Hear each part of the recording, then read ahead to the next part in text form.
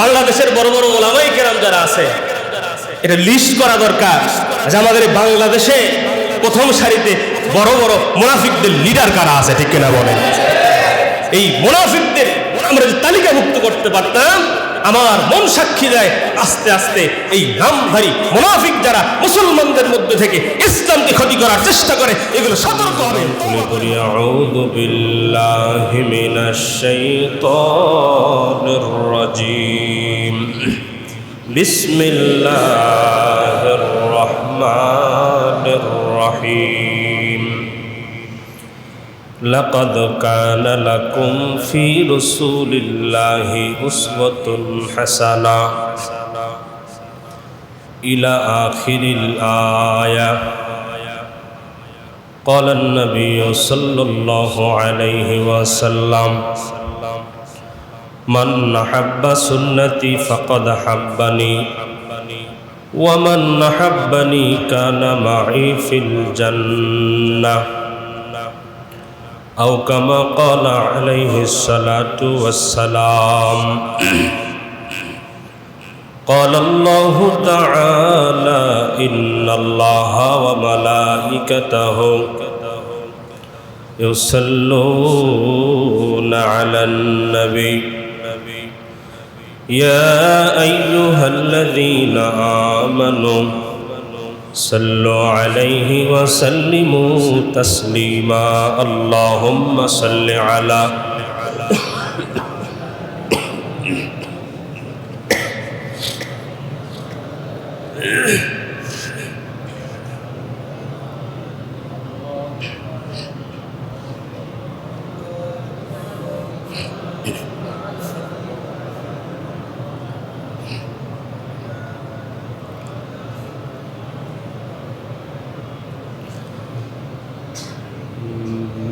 بلغ العلا بكماله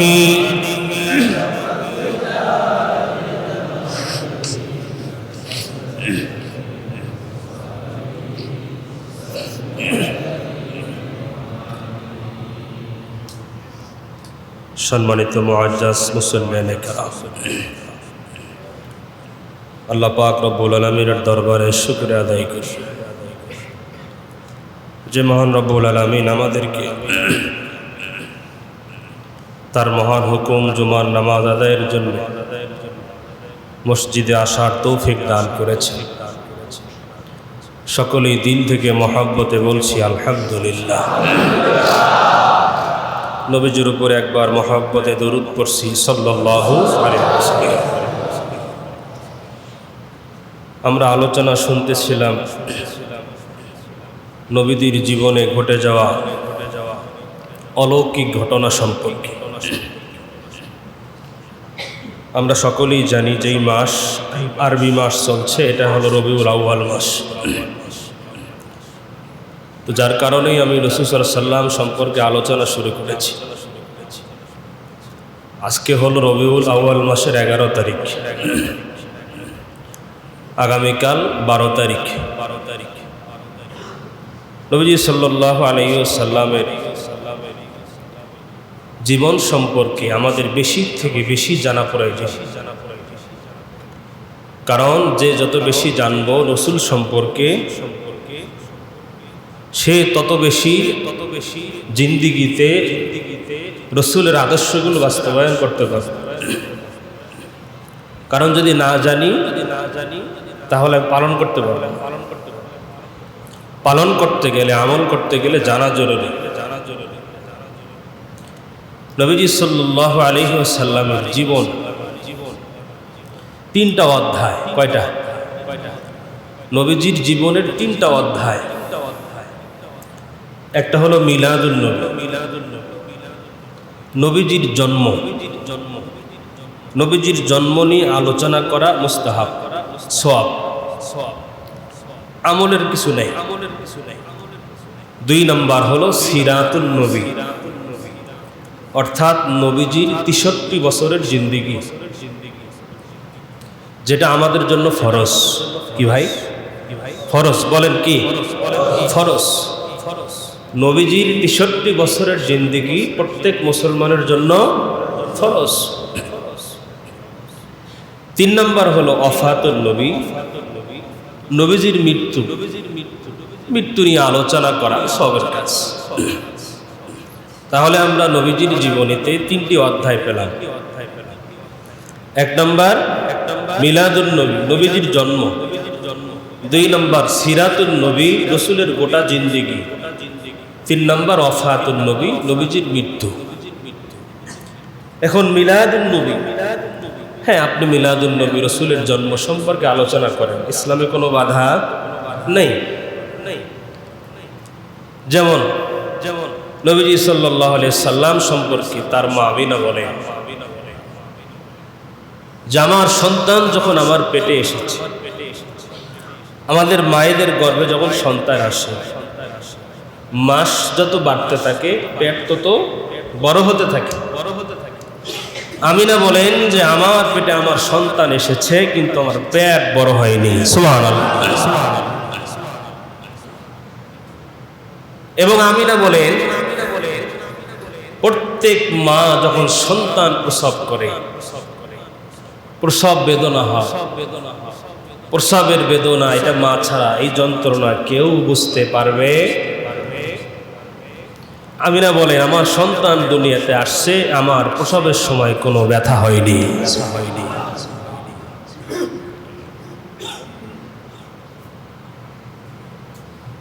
রাসূল সাল্লাল্লাহু আলাইহি ওয়াসাল্লাম পৃথিবীতে যখন আগমন করছে, এই যে কিছু বিষয়, আর অনেক বিষয় আছে, যেমন হাদিসে আসছে রাসূল যখন জন্ম নেন, কাবা ঘরের মধ্যে যত মূর্তি ছিল সমস্ত মূর্তিগুলো মাটিতে পড়ে গেছে।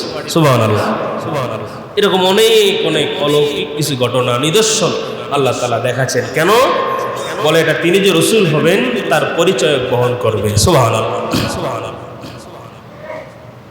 মিলাদুন নবী, রসুলের জন্ম, এখানে আমাদের আলোচনার বিষয় আছে, কিন্তু আমলের কোনো বিষয় নেই। কিন্তু অথচ আমরা মিলাদুন নবী এটা আমরা আমল করি। কথা বলেন ঠিক না ঠিক? আগামীকালকে দেখবেন বাংলাদেশে বিভিন্ন টিভি চ্যানেলে দেখাবে, সরকারিভাবে ছুটি ঘোষণা করা আছে, বিশাল বড় বড় মিছিল হবে, বিশাল বড় বড় ডেকে সিন্নি পাক করা হবে, অনেক রাস্তাঘাট আলোকসজ্জা করা হবে। এগুলো ইসলামে জায়েজ নেই, এগুলো মুসলমানদের কাজ নয়। মুসলমানদের কাজ কি? বলে মুসলমানদের কাজ তো সিরাতুন নবী মেনে নেওয়া। এবং কিছু কিছু মিছিলে তারা স্লোগান দেয়, মিলাদুন নবী পালন করো, সিরাতুন নবী লাথি মারো। জোরে বলেন নাউজুবিল্লাহ। আমার কথাগুলো একটু উপলব্ধি করার চেষ্টা করেন, বোঝার চেষ্টা করেন। মিলাদুন নবী এটা একটা রসুলের জীবনের অধ্যায়ের একটা চ্যাপ্টার। নবীজির জন্ম, এটা নবীজির জন্মের সময় যে অলৌকিক ঘটনা ঘটেছে, নবীজির জন্ম কিভাবে হয়েছে, এটাই মিলাদুন নবী। সিরাতুন নবী হলো রসুলের পুরা জিন্দেগি। আপনি যদি একজন মানুষের জীবনী লিখতে যান, তাহলে তার জন্ম তারিখ লেখা লাগবে কিনা, তার বাবার নাম লেখা লাগবে কিনা? অবশ্যই লেখা লাগবে। সিরাতুন নবী যদি আমরা মানি, সিরাতুন নবীর মধ্যে মিলাদুন নবীও আছে, সিরাতুন নবীর মধ্যে ওফাতুন নবীও আছে, সিরাতুন নবীর মধ্যে রসুলের পুরা জিন্দেগি আছে। ঠিক কিনা বলে?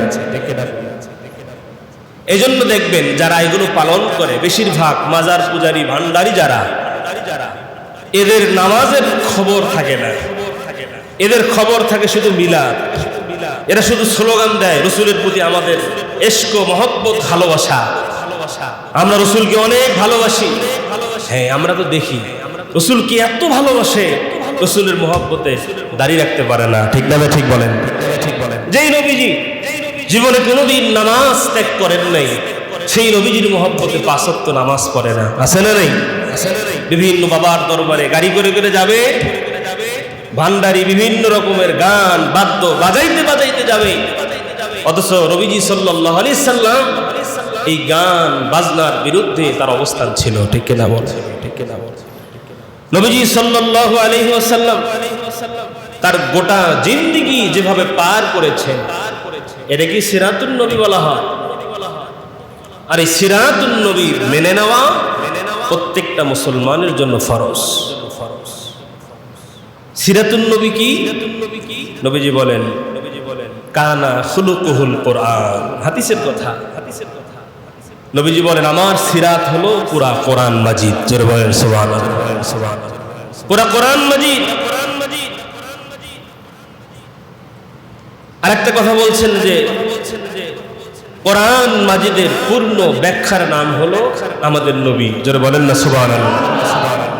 কোরআনে পরিপূর্ণ ব্যাখ্যা নাই, কিন্তু কোরআনের পরিপূর্ণ ব্যাখ্যা হলো আমাদের নবী। কিভাবে? আল্লাহ বলছেন যে তোমরা নামাজ কায়েম করো, আকিমুস সালাত, আকিমুজ যাকাত, তোমরা যাকাত দাও, হজ করো, তোমরা রোজা রাখো। এগুলো কোরআন আছে না নেই? নামাজ কিভাবে পড়বো এটা কি কোরআনে আছে? যাকাত কিভাবে দেব কোরআনে আছে। হজ কিভাবে করবো কোরআনে আছে, বলে না? এজন্য নবীজি বলছেন সল্লু কামা রাআইতুমুনি উসাল্লি। এই সাহাবায়ে কেরাম, তোমরা নামাজ পড়ো যেভাবে আমি নামাজ পড়ি, আমাকে দেখে দেখে তোমরা এইভাবে নামাজ পড়ো, এইভাবে শিখো। রাসূল বলেন খুযু আন্নী মানাসিকাকুম। সাহাবায়ে কেরাম, তোমরা প্রত্যেকটা হজের আমল আমার কাছ থেকে শিখে নাও, এরপরে হজ তোমরা পালন করো। এইভাবে প্রত্যেকটা আমল সম্পর্কে নবীজি সাল্লাল্লাহু আলাইহি ওয়াসাল্লাম সাহাবায়ে কেরামদেরকে বলেছেন যে তোমরা আমার থেকে শিখে নাও, এরপরে তোমরা আমল করো। কোরআনুল কারীমের মধ্যে মানব জীবনের সবকিছু যেমন বর্ণনা করা হয়েছে, ঠিক তেমনি ভাবে নবীজির জীবনীতে সব কিছু, অর্থাৎ মানব জীবনের যত একটা মানুষের আদর্শ প্রয়োজন সবকিছু আমাদের নবীজির আদর্শের মধ্যে রয়েছে। সুবহানাল্লাহ। এই জন্যই তো আল্লাহ বলছেন লাকাদ কানা লাকুম ফি রাসূলিল্লাহি উসওয়াতুন হাসানাহ।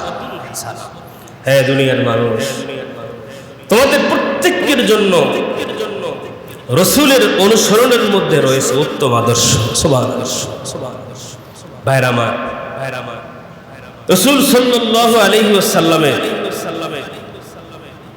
যে মিলাদ, এই মিলাদ নিয়ে যারা সিরাতুন নবী আহলে সুন্নাত ওয়াল জামাত, আমরা যারা আহলে সুন্নাত ওয়াল জামাতের অনুসারী, এই মিলাদ নিয়ে আমাদের কোনো আপত্তি কেন? নবীজির জন্মকে কি অস্বীকার করতে পারবে? নবীজির সিরাতকে কি অস্বীকার করতে পারবে?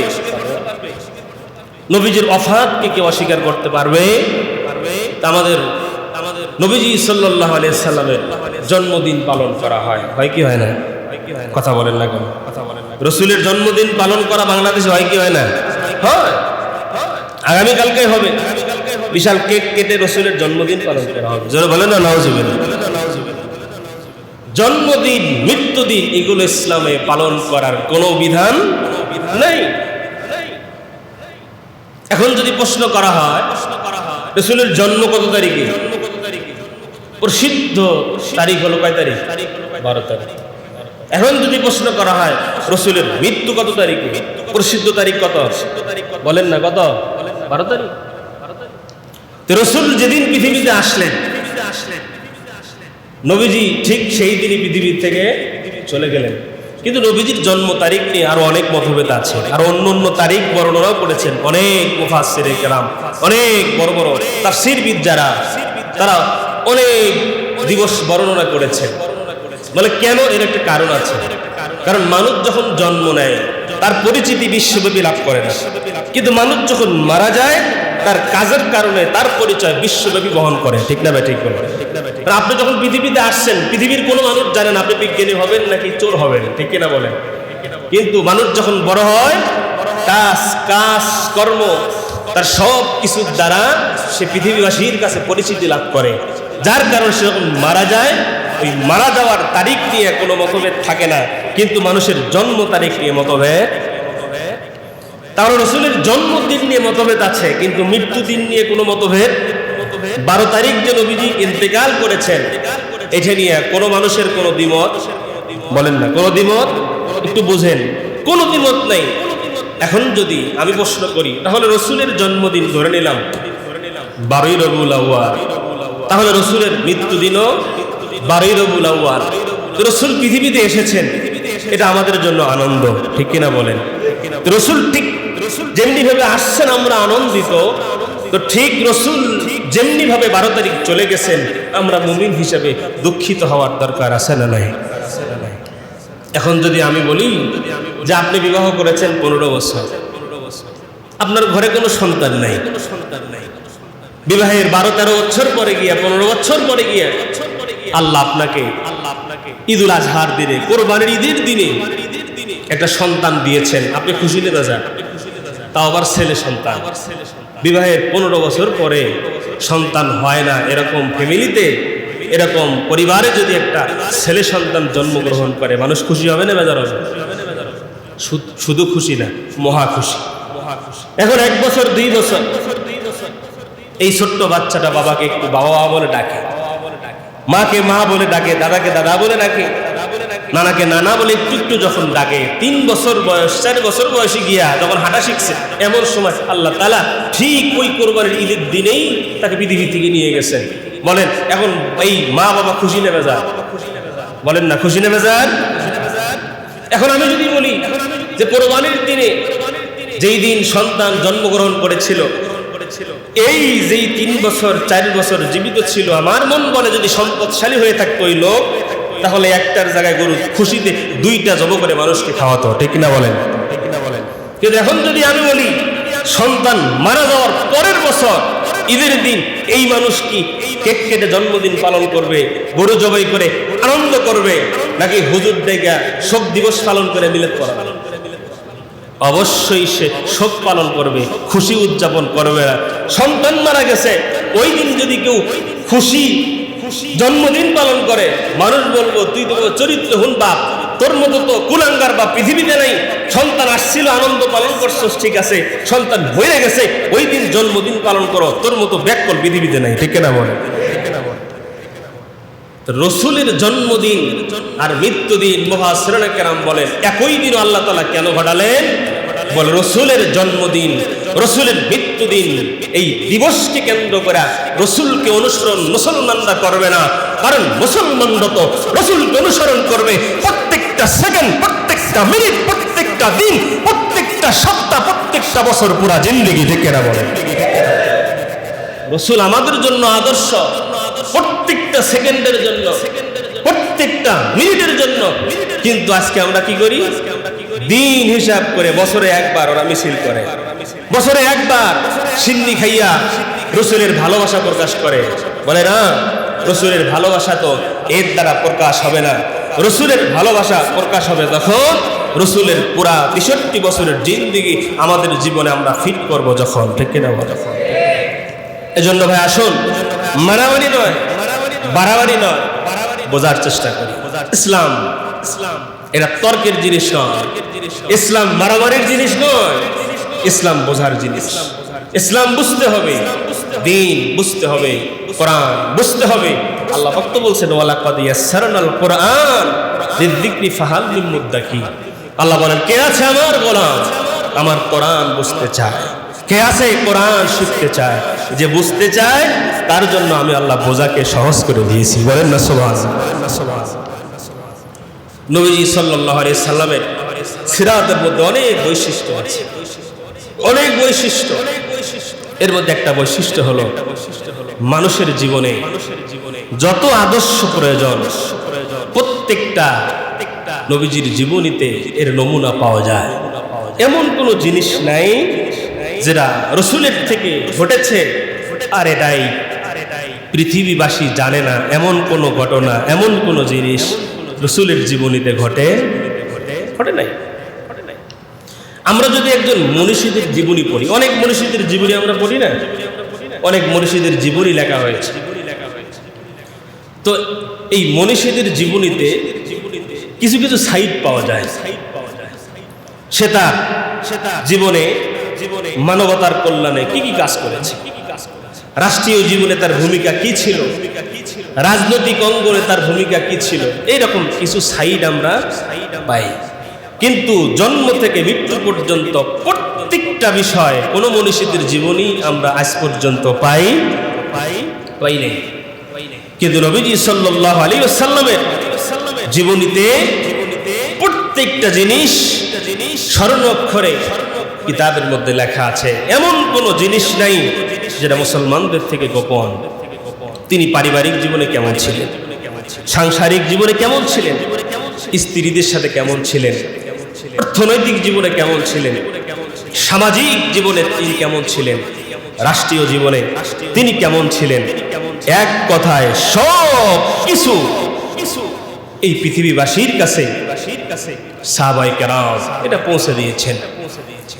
বিশেষ করে শুধু এতটুকু বলি যে নবীজি সাল্লাল্লাহু আলাইহি ওয়াসাল্লাম একজন মানুষের দৈনন্দিন জীবনে, পারিবারিক জীবনে স্বামী স্ত্রীর সাথে কিছু গোপন বিষয় থাকে কি থাকে না? থাকে। আয়েশা রাদিয়াল্লাহু তাআলা আনহা মহিলা সাহাবায়ে কেরামদেরকে নিয়ে এই গোপন বিষয়গুলো আলোচনা করতেন। স্ত্রী সহবাস কিভাবে রাসূল করেছেন, কিভাবে করতে হয়, এগুলো আলোচনা করতেন। বিধর্মীরা, কাফেরেরা আলোচনা করতে, দেখছ কত বড় নির্লজ্জ। স্বামী স্ত্রীর গোপন বিষয়গুলো মানুষের মধ্যে বলে বেড়ায়, কিন্তু তারা তো এটা জানে না রাসূল সাল্লাল্লাহু আলাইহি সাল্লামকে আল্লাহ পাক এমন ভাবে পাঠিয়েছেন, এমন ভাবে বানিয়েছেন। তা আমরা যদি এই গোপন বিষয়গুলো না জানি, তাহলে আমরা সুন্নত এটা কিভাবে করতে হয়, আমরা আর কুকুর শুকুরের মধ্যে কোনো পার্থক্য থাকবে না। ঠিক না বলেন? এজন্য রাসূল তার জীবনের প্রত্যেকটা কাজ সাহাবায়ে কেরাম তাদের মাঝে পৌঁছে দিয়েছেন, সেখান থেকে ধারাবাহিকভাবে আমাদের পর্যন্ত চলে এসেছে। তো ভাই, ইসলামে এমন কোনো বিধান নাই যেটা আমাদের কাছে পৌঁছে নাই। তা আমরা যদি রাসূলের জিন্দিগি, রাসূলের সিরাত সম্পর্কে জানি, তাহলে আমাদের জিন্দিগি ইনশাআল্লাহ আখিরাতমুখী হবে, ইনশাআল্লাহ আমাদের জীবন জান্নাতমুখী হবে। আমরা রাসূলের জীবন সম্পর্কে জানার চেষ্টা করব। আল্লাহ আমাদেরকে তৌফিক দান করেন, বলেন আমিন। ভাইরা আমার, রাসূল সাল্লাল্লাহু আলাইহি সাল্লামের আরেকটা বৈশিষ্ট্য হলো নবীজিকে আল্লাহ পাক তার নিজ কুদরতি তত্ত্বাবধানে পরিচালিত করেছেন, বলেন না সুবহানাল্লাহ। আল্লাহ তাআলা বিশেষ নিগরানিতে রাসূলকে পৃথিবীতে চালিয়েছেন। এমন কোন পাপ যেন নবীজির দ্বারা না ঘটে, কোন গুনাহ যেন নবীজির দ্বারা সংগঠিত না হয়। যেমন দুটা ঘটনা বলুন। একবার নবীজি এক বিবাহের অনুষ্ঠানে গেছেন। তো বিবাহের অনুষ্ঠানে নাচ গান এগুলো হয় কি হয় না? তো এখন তো কম হয়, কি বলেন? এখন কম হয় না বেশি হয়? গরিব মানুষের বিয়েতে গুনাহ কম, ধনী মানুষের বিয়েতে গুনাহ বেশি। এটা ঠিক বললেও ঠিক, না বললেও ঠিক। জোরে কোন ঠিক না ঠিক? মানুষ যদি গরিব হয় তার বিয়েতে গুনাহ কি হয়? কম হয়। আর সমাজের মানুষ যদি ধনী হয় তার বিয়েতে গুনাহ বেশি হয়। কেমনে? বলে যেই বেটা গরিব সে তো 5 দিন আগে বড় বড় ওই যে বক্স এগুলো 5 দিন আগে ভাড়া করতে পারে না, কারণ টাকা তো দেওয়া লাগবে। কথা ঠিক না ঠিক? 5 দিন আগে বাড়ি সাজাইতে পারে না, শিল্পী আনতে পারে না, নাচনেওয়ালি আনতে পারে না, কারণ তার কি নাই? টাকা নাই। কিন্তু যে সম্পদ আছে সে চিন্তা করে বিয়েতে একবারই করব।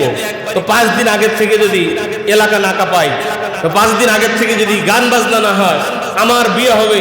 এই বিয়েতে যদি কনসার্ট না হয়, আমার বিয়েতে যদি মেয়েরা যদি ছোট ছোট পোশাক পরে না নাচে, এটা কি বিয়ে হইল?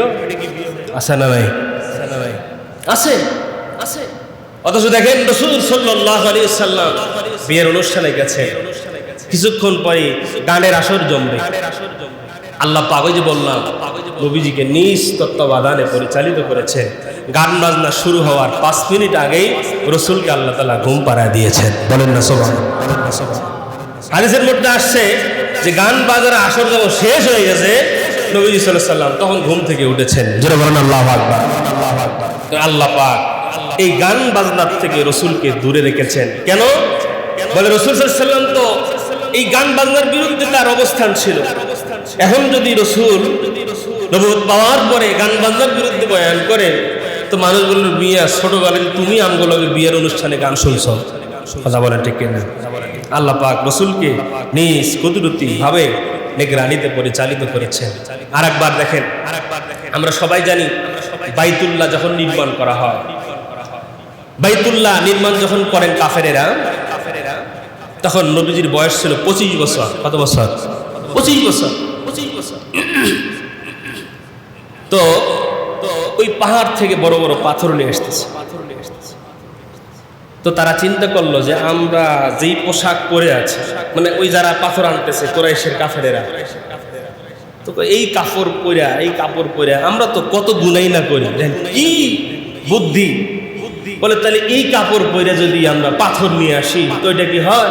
তো অতএব এই কাপড় খুলে ফেলাই। কাপড় কি করবে? খুলে ফেলবে। তো কাপড় খুলে সব ল্যাংড়া হয়েছে। কাপড় খুলে কি হয়েছে? উলঙ্গ হয়ে গেছে।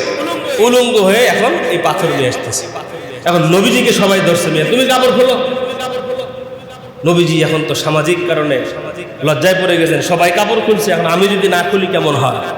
রসুলের বয়স 25 বছর। এখন কাপড় খুলবেন কি খুলবেন নাই চিন্তা করতে রসুল সাল্লাল্লাহু আলাইহি ওয়াসাল্লামকে আল্লাহ তাআলা বেহুশ করে দিয়েছেন। বলে নবী সাল্লাল্লাহু আলাইহি ওয়াসাল্লাম এত সময় পর্যন্ত বেহুশ ছিলেন ততক্ষণ পর্যন্ত কাবা ঘরের কাজ সম্পূর্ণ না হয়। জোরে কন্যা সুবহানাল্লাহ। ভাইরা আমার, রসুল সাল্লাল্লাহু আলাইহি ওয়াসাল্লাম তার জীবনে এমন ভাবে চলছেন, আল্লাহ এমন ভাবে চালিয়েছেন, তার দ্বারা একটা কোনো ভুল ত্রুটি আল্লাহ ঘটান। আরেকটা বৈশিষ্ট্য হয় সামাজিক কারণে, মানবিক কারণে এমন কোন কাজ নবীর দ্বারা সংগঠিত হতে যাচ্ছে যেটা আল্লাহর ইচ্ছার বাহিরে। কথা বুঝেন? এমন কোন কাজ যেটা নবীজির দ্বারা সংগঠিত হতে যাচ্ছে, কেন বলেন? মানবিক কারণে, সামাজিক কারণে যেই কাজটা আল্লাহ তাআলার ইচ্ছার বাহিরে নবীজি করতে যাচ্ছেন, যেটা আল্লাহ পছন্দ করে না, এমন কাজ যখন করতে পা বাড়িয়েছেন, ঠিক ওই সময়ই আল্লাহ পাক কোরআনুল কারীমের মাধ্যমে, ওহীর মাধ্যমে নবীজিকে সতর্ক করে দিয়েছেন। বলেন না সুবহানাল্লাহ। বলেন না সুবহানাল্লাহ। আমরা সবাই জানি কাফেরদের, মুনাফিকের এক বড় নেতা ছিলেন আব্দুল্লাহ ইবনে উবাই ইবনে সালুল। অনেক বড় মুনাফিক ছিল। তার যখন ইন্তেকাল হয়ে গেল, তার সন্তান আব্দুল্লাহ জবরদস্ত একজন সাহাবী ছিলেন, খাস সাহাবী ছিলেন। বাপে ছিল মুনাফিক, মুনাফিকদের লিডার। তো মারা যাওয়ার পরে আব্দুল্লাহ নবীজির কাছে গিয়ে বলছেন, ইয়া রাসূলুল্লাহ, আমার বাবার জানাজাটা আপনি পড়াবেন। অথচ সে ছিল মুনাফিকদের বড় লিডার। এই যে একটা মানবিক কারণে, পারিপার্শ্বিক কারণে, সামাজিক কারণে নবীজি সাল্লাল্লাহু আলাইহি ওয়াসাল্লাম চিন্তা করতে লাগলেন, এখন কি করি? আমার খাস একজন সাহাবী, সে বলছেন বাবার জানাজা পড়ানোর জন্য। নবীজি সাল্লাল্লাহু আলাইহি ওয়াসাল্লাম যখনই পা বাড়াতে গিয়েছেন, আল্লাহ পাক জিবরাইলের মাধ্যমে ওহী নাজিল করে, কোরআনুল কারীমের আয়াত নাজিল করে নবীজিকে সতর্ক করেছেন, মুহাম্মদ, যারা মুনাফিক, দুনিয়াতে যাদের মিশন ছিল কোরআনের বিরুদ্ধে অবস্থান নেওয়া, যারা কোরআনের বিরুদ্ধে ষড়যন্ত্র করেছে, কশ্চিনকালেও আপনি তার জানাজার ইমামতি করতে পারেন না। রাসূল পিছে সরে এসেছেন। আপনি তার জন্য তো জানাজা পড়বেনই না, তার কবরে আপনি মাটিও দেবেন না, তার জন্য আপনি দোয়া পর্যন্ত করবেন না। এটা আমাদের উম্মতের জন্য শিক্ষা। কি শিক্ষা? বলে রাসূল এই কাজ, আল্লাহ পাক রাসূলের দ্বারা এই কাজ কেন ঘটালেন? বলে যাতে বড় বড় মুনাফিক, যারা বাপ মুসলমান, দাদা মুসলমান, 14 গোষ্ঠী মুসলমান, কিন্তু তার কাজ হলো কোরআনের বিরোধিতা করা, এরকম লোক সমাজে আছে না নাই? এরকম বহু নেতা আমাদের দেশে আছে মুসলমান, কিন্তু কোরআনের বিরুদ্ধে, কোরআনের ভুল ব্যাখ্যা করে, ইসলামকে নিয়ে মিথ্যা আরোপ করে, আছে না নাই? নামাজ পড়ে, সামনের কাতারেও পড়ে, এমন অনেক মানুষ আছে, কিন্তু বাহিরে গিয়া কোরআনের বিরোধিতা করে। এরা হলো মুনাফিক। মানে উপরে একরকম, ভিতরে আর একরকম। আল্লাহ পাক বলছেন, যারা মুনাফিক, সমাজের বড় বড় আলেমদেরও কাজ হলো এটা, এই মুনাফিকদের জানাজা বর্জন করা। বলে কেন? বলে মুনাফিকদের জানাজা আলেমরা যদি বর্জন করে, নামধারী যারা মুসলমান মুনাফিক আছে এরা সতর্ক হবে এবং ভালো হবে। ঠিক না? বাংলাদেশের বড় বড় ওলামায়ে কেরাম যারা আছে, এটা লিস্ট করা দরকার যে আমাদের বাংলাদেশে প্রথম সারিতে বড় বড় মুনাফিকদের লিডার কারা আছে। ঠিক কিনা বলেন? এই মুনাফিকদের আমরা যদি তালিকাভুক্ত করতে পারতাম, আমার মন সাক্ষী দেয় আস্তে আস্তে এই নামধারী মুনাফিক যারা মুসলমানদের মধ্যে থেকে ইসলামকে ক্ষতি করার চেষ্টা করে এগুলো সতর্ক হবে।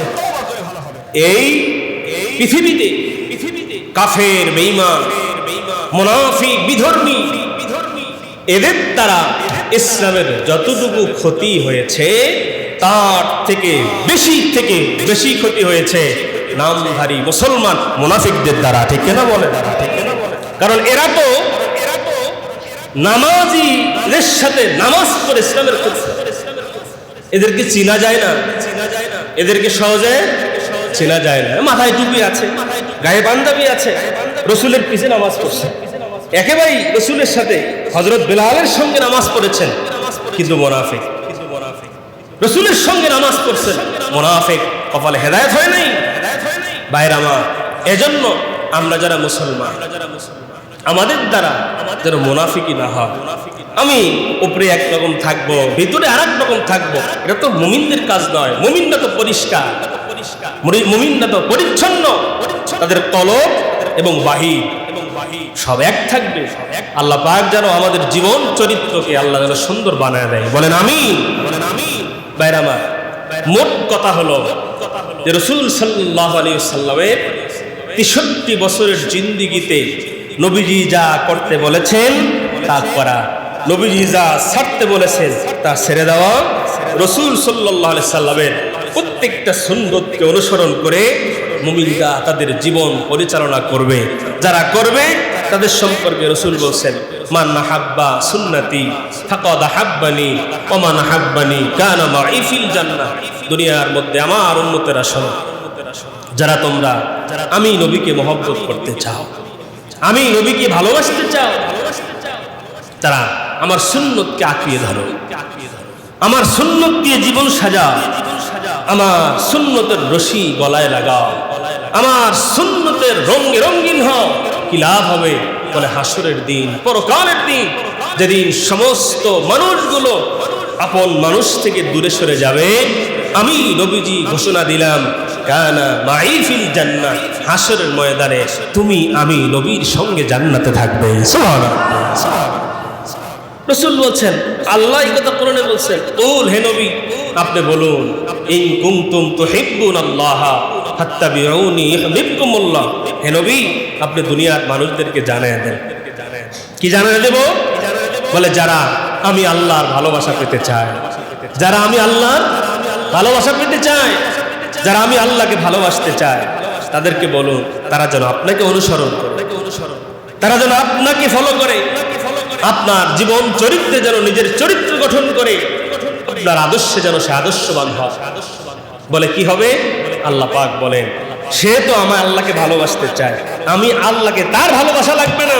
যারা আপনাকে অনুসরণ করবে ইউহিব্বুকুমুল্লাহ, আমি আল্লাহ খুঁজে খুঁজে ওই বান্দাদেরকে মহব্বত করবে, ভালোবাসবো। সুবহানাল্লাহ।